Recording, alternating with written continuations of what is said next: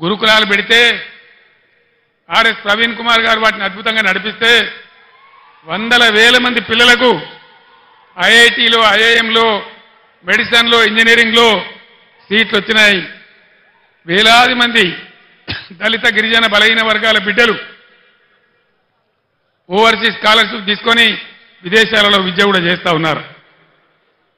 కులము మతము ప్రసక్తి లేకుండా కళ్యాణ లక్ష్మి ఇచ్చినాం. ఈ ప్రభుత్వం ఏం చేసింది? కాంగ్రెస్ పార్టీ ఏం హామీ ఇచ్చింది? కేసీఆర్ ₹1,00,000 ఇస్తా ఉన్నాడు, మా ప్రభుత్వం వస్తే తులం బంగారం కూడా కల్పిస్తామని చెప్పినారు. యాడికి పోయింది తులం బంగారం?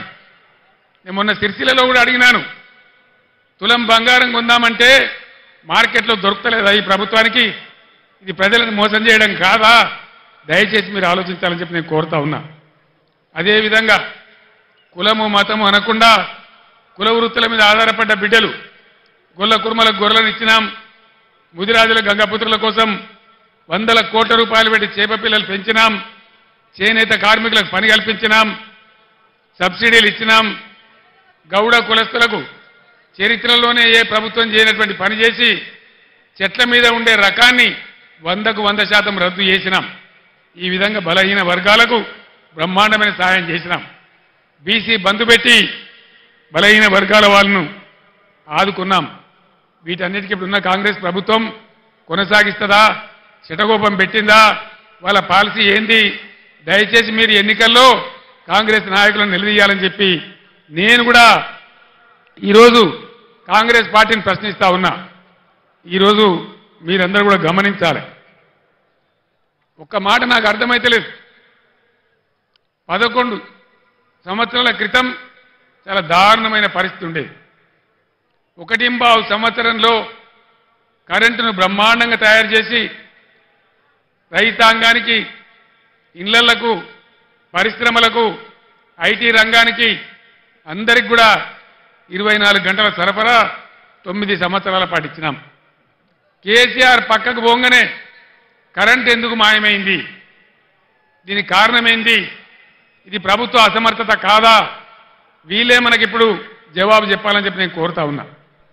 చాలా సింపుల్ కదా, వీళ్ళు కొత్తగా ఏం చేసే అవసరం లేదు. గత ప్రభుత్వం ఎట్లా నడిపిందో అట్లా నడిపిస్తే సరిపోయే పరిస్థితి. దాన్ని కూడా ఇవ్వలేని అసమర్థ ప్రభుత్వం ఈరోజు ఉంది. అది కూడా మీరు ఆలోచన చేయాలని చెప్పి నేను కోరుతా ఉన్నా. మిషన్ భగీరథ అద్భుతమైన పథకం. ఐక్యరాజ్య సమితి కూడా మన్ననలు అందించినటువంటి ప్రభుత్వం. 11-12 రాష్ట్రాల వాళ్ళు మేము కూడా చేసుకుంటామని ఇక్కడికి వచ్చి చూసి అభినందించిపోయిన పథకం. ఇలా మంచినీళ్ళకి ఎందుకు కొరత వస్తూ ఉంది? ట్యాంకర్లు ఎందుకు వస్తూ ఉన్నాయి? మళ్ళా బోర్లు వేసే పరిస్థితి ఎందుకు వస్తూ ఉంది? ఇది ఎవరి తెలివి తక్కువతనం? దయచేసి ఆలోచన చేయాలి. కొత్తవి రాకపోయినా ఉన్నాయి ఊడగొడతా ఉన్నారు. అవన్నీ కూడా మీరు చూస్తూ ఉన్నారు. దయచేసి ఆలోచన చేయాలి. కరెంటుకి ఏం రోగం వచ్చింది? మంచినీళ్ళు ఎందుకు ఇవ్వలేకపోతున్నారు? ఇది ఏం లోపము? దీనికి మరి ఎట్లా సరికావాలా? ఈ పార్లమెంట్ ఎన్నికల్లో మీరు ఒక నిర్ణయం తీసుకోవాలి. తెలంగాణ ప్రజల చేతులలో, మంచి పద్ధతికి మంచి అభివృద్ధికి పోయినటువంటి తెలంగాణ రైతుల చేతులలో ఉన్నటువంటి ప్రభుత్వం పక్కకు జరిగినంత మాత్రాన ఇన్ని బాధలు ప్రజలకు ఎందుకు రావాలి? ఇలా ప్రజలకు ఏం కావాలి? ప్రజల చేతిలో ఒక అంకుశం కావాలి, ఒక హంటర్ కావాలి. కాంగ్రెస్ పార్టీ మెడలు వంచి, ఈ ప్రభుత్వం మెడలు వంచి ఇవన్నీ మీకు చేయించేటువంటి ఒక అంకుశం కావాలి. ఆ అంకుశంలో ఒక పదునైనటువంటి, మునవేలినటువంటి అంకుశం మన చేవెళ్ల అభ్యర్థి క్యాసాని జ్ఞానేశ్వర్ గారు. అనుభవం ఉన్న వ్యక్తి, బలహీన వర్గాల వ్యక్తి. ఖచ్చితంగా ఈ ప్రభుత్వాన్ని మెడలు వంచి మీ పనులు చేయించానంటే ఈరోజు తెలంగాణలో అన్ని ఎంపీ స్థానాలలో బీఆర్ఎస్ఏ గెలవాల్సిన అవసరం ఉంది. లేకపోతే ఏమవుతుంది? ఒకటే మాట మీరు ఆలోచన చేయండి. 5 నెలల కింద అడ్డగోలు మాటలు మేము చెప్పినాం, అన్ని పంగనామాలు పెట్టినాం, ఏ పాలసీ సరిగా లేదు, ఉన్నవి కూడా ఊడగొడతా ఉన్నాం, కరెంటు చక్కగా ఇస్తలేం, రైతు బంధు కూడా చక్కగా ఇయ్యలే, పంటలు కొంటలేము, 500 బోనస్ ఇస్తలేము, అయినా కూడా మాకే ఓటేసిండ్రు, ఇంకా మేము ఏం చేయకున్నా మమ్మల్ని ఎవరు ఏమనరు అనే అభిప్రాయం వస్తుంది. తస్మాత్ జాగ్రత్త.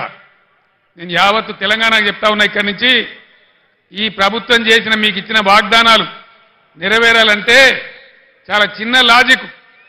మీరు ఓటేసే ముందు ఆలోచన చేయండి, ఆత్మవిమర్శ చేసుకోండి. బలమైన ప్రతిపక్షం ఉంటేనే, మీరు ఒక కొరడా జులిపిస్తేనే, మీరు ఒక సురుకు పెడితేనే మీ పనులన్నీ అవుతాయి. లేకపోతే మేము ఏం చేయకున్నా, మోసం చేసినా, అబద్ధ వాగ్దానాలు చేసినా మళ్ళీ మమ్మల్ని గెలిపించండి అంటారు, ఎల్లెంకలం అంటారు తప్ప మీకేం చెయ్యరు. అందుకోసం దయచేసి మీ ఓటు ఖచ్చితంగా ఎట్టి పరిస్థితులలో బీఆర్ఎస్ఏ గెలవాలి, అంకుశంలాగా పనిచేయాలి, ప్రజల కార్యక్రమాలు నెరవేరాలి. నేను ఒక్కటే మాట మీకు హామీ ఇస్తా ఉన్నా, బీఆర్ఎస్ పుట్టిందే తెలంగాణ కోసం, తెలంగాణ ప్రయోజనాల కోసం. ఉద్యమంలో మీ దీవెనతో విజృంభించి పోరాడి తెలంగాణ సాధించినాం. మీరు అధికారం ఇస్తే 10 ఏళ్లు అన్ని వర్గాల ప్రజలను కడుపులో పెట్టుకొని కాపాడుకున్నాం, అనేక మందిని కాపాడుకున్నాం. ఇలా అవన్నీ నా కళ్ళ ముందే పోతా ఉంటే, రైతులు గోసపడతా ఉంటే, పంటలు కొనకపోతా ఉంటే, బోనస్ దక్కకపోతా ఉంటే చూసి చాలా బాధ కలుగుతూ ఉంది. నేను ఒక్కటే మాట మీకు చెప్తా ఉన్నా, నేను బతికున్నన్ని రోజులు తెలంగాణ ప్రజలకు మంచి జరగడం కోసం పోరాటం చేస్తే తప్ప నోరు మూసుకొని కూర్చోను అని చెప్పి నేను మనవి చేస్తా ఉన్నా.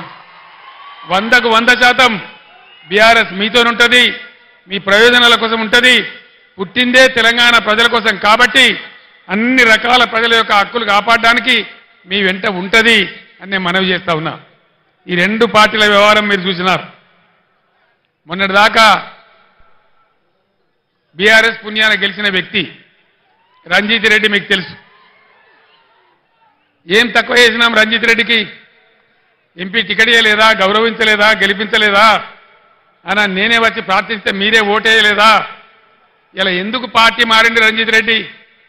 దేనికోసం మారిండు? ఆయన మన పొద్దుతిరుగుడు పువ్వా? అధికారం ఎటువంటి ఆడు తిరుగుతాడా? దయచేసి ఆలోచన చేయాలి. ఈ 2 వ్యక్తులు కూడా ఎవరికి తెలిసిన వాళ్ళు కాదు. బీజేపీ తరఫున నిలబడ్డాయినా కానీ, ఇలా కాంగ్రెస్కి వెళ్ళి వచ్చాడైనా కానీ, ఏ కారణం మీద పోయిండు రంజిత్ రెడ్డి? ఎందుకు పోయిండు? ఎందుకు పోయిండండి? అధికారం కోసమా, పదవుల కోసమా, పైరవీల కోసమా? దయచేసి దానికి మీరే సమాధానం చెప్పాలి. ఈ విధంగా ఉన్న వాళ్లకు ధీటైనటువంటి దెబ్బ మీరు కొట్టాలని చెప్పి నేను మనవి చేస్తా ఉన్నా.